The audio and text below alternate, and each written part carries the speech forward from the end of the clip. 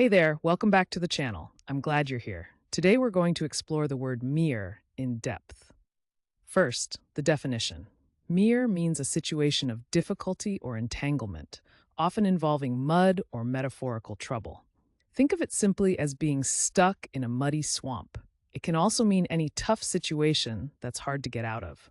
Now let's talk about where this word comes from. Origin stories can be fascinating. Mire traces back to Old Norse mur, meaning swamp or bog, first recorded in the 14th century. Over time, it's been used by English speakers to describe literal mud and figurative troubles. The word has carried through history and still shows up today in surprising ways. So, how do you use mire in everyday language? Let's go through some examples. Correct example 1. The hikers got stuck in a deep mire after the rainstorm, making progress very slow. Correct example 2. She found herself in a legal mire that was difficult to escape. And just for fun, here's a playful wrong example.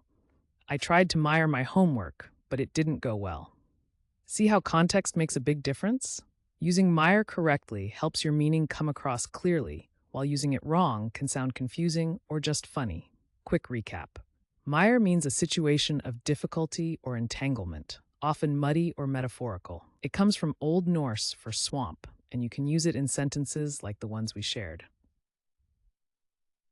Now, I'd love to hear from you. Try writing your own sentence with mire down in the comments. Get creative. And if you found this helpful, make sure to hit that subscribe button and join us for more word deep dives every day.